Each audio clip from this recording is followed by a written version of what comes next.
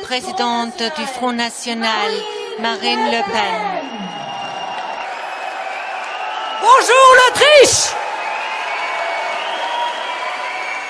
Mes chers amis, ici à Vienne, nous sommes dans un des cœurs historiques les plus importants de l'histoire de l'Europe. Aujourd'hui, de nouveau, l'Europe et ses peuples sont en l'attente d'une vision. Le projet d'Union européenne se révèle être, au bout du compte, un désastre complet. Ses promoteurs avaient l'idée chimérique de faire disparaître les nations pour construire un grand ensemble fédéral uniforme. Au nom d'une prétendue saine gestion, on a peu à peu retiré au peuple le droit de gérer leur budget, leur sécurité, leur politique économique, leurs règles et leurs lois, de décider qui avait le droit de venir chez eux ou de s'y maintenir. Beaucoup l'ont dénoncé au cours des dernières décennies. Certains avaient même prévenu dès avant la signature du traité de Rome, et nous en faisions partie. Mais on ne fait pas disparaître les peuples comme cela. Alors, partout, le rejet de l'Union européenne a grandi. D'abord, le rejet de l'austérité. Ce dogme aberrant ruine des pays entiers, comme la Grèce, entraîne partout des réformes visant à défaire le droit du travail pour soumettre les travailleurs européens à une flexibilité extrême voulue par les multinationales. Leur soif illimitée de profit passe avant toute autre considération. Les protections sociales les plus élémentaires sont gravement menacées. Le climat social se dégrade donc terriblement, comme c'est le cas actuellement en France. Il ne peut y avoir de dialogue. Le gouvernement refuse d'admettre qu'ils ne font qu'obéir à Bruxelles et que c'est la raison unique qui les empêche de reculer. Les syndicats de travailleurs, eux aussi, imbibés d'européisme, ne veulent pas voir où sont les véritables responsabilités. Les dogmes ultralibéraux de l'Union européenne, on ne peut pas discuter, on ne peut hélas que s'affronter en vain.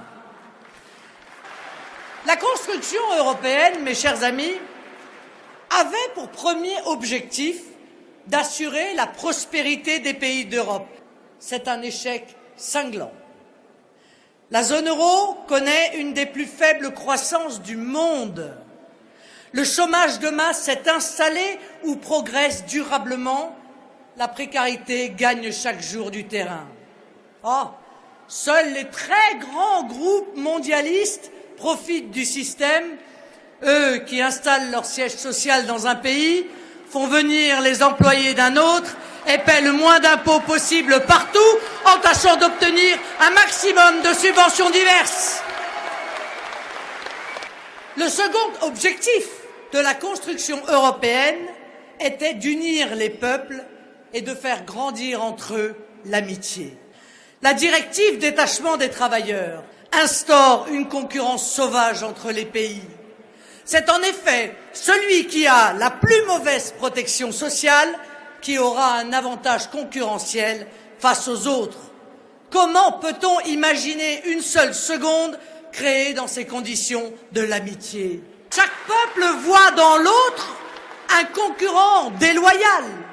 Une folle politique d'immigration achève de créer des tensions. L'Union européenne n'a pas su apporter la moindre réponse à la crise des migrants. Il faut le dire, elle l'a même en grande partie créée. Merci Monsieur Juncker, merci Monsieur Schulz, merci surtout Madame Merkel. Aucune réponse pour gérer, réguler et limiter l'afflux de personnes désespérées sur ces rivages, ni à long terme pour stabiliser les pays d'origine de ces gens afin qu'ils puissent vivre dignement et en sécurité chez eux. Je regarde aussi avec intérêt la dynamique du Brexit. Les discours de peur de Juncker, Schulz et consorts ne doivent pas nous impressionner. Ce qu'ils craignent, c'est que le Royaume-Uni retrouve sa liberté de commercer avec qui il veut, comme il le veut, diplomatiquement comme il le souhaite, sa liberté de laisser entrer, travailler et vivre qui il veut sur son territoire. Ces libertés, nous voulons que tous les peuples d'Europe les retrouvent. Respecter la volonté du peuple, c'est le principe même de la démocratie. On ne compte plus les référendums où les peuples ont rejeté une proposition de l'Union européenne qui a fini par leur être imposée. Les Français en ont été victimes une fois, nos amis néerlandais déjà 2 fois. Mais vous, amis patriotes autrichiens, avec Hans-Christian Strache, vous ne vous laisserez pas faire. Il n'y a qu'entre nations libres qu'il peut y avoir un dialogue véritable et constructif. Dans une Europe des nations et des libertés, chacun pourra s'impliquer dans les projets qui l'intéressent. Certains pays ont déjà mis en œuvre ce principe. Plusieurs ont refusé de participer à la zone euro ou à l'espace Schengen. Ce que nous voulons, c'est que cette liberté de participation soit érigée en principe systématique. Car il ne s'agit pas de ne plus se parler, bien au contraire. Mais au lieu de se disputer sur l'application des directives de la Commission, nous voulons que les pays montent de beaux projets ensemble. Les exemples existent. Ariane, Airbus, il s'agit de projets intergouvernementaux qui ont donné lieu à de grandes réussites industrielles. En respectant la volonté et les intérêts de chaque peuple, on crée plus d'amitié, car personne n'a plus à redouter de perdre ses spécificités. Il faut en finir avec les normes incompréhensibles qui viennent entraver les productions artisanales traditionnelles. Et il faut éviter une catastrophe comme le serait le taffetas, le sinistre TTIP.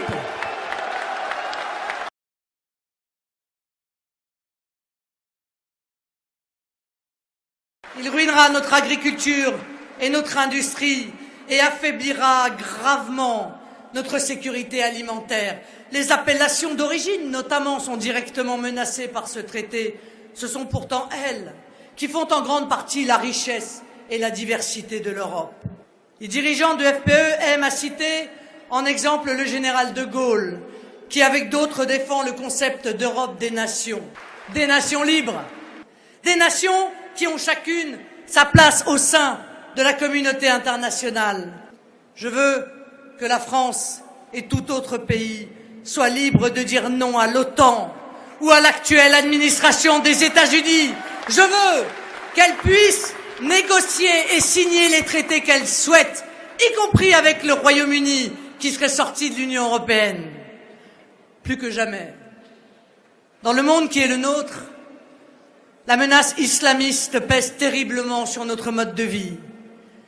Les peuples doivent pouvoir mener une politique diplomatique et militaire qui leur correspond. Bien sûr, il faut le faire en concertation d'une Europe respectueuse de chacun. Mais je crois que la voix de la France ne doit pas manquer au reste du monde. L'Europe telle que nous la voulons n'est donc pas un rêve utopique. Ces principes sont connus depuis longtemps. Des réalisations ont été menées en son nom. Très, très loin de la dangereuse chimère d'un État fédéral. C'est le seul projet qui permettra à l'Europe d'envisager un avenir serein, prospère, apaisé.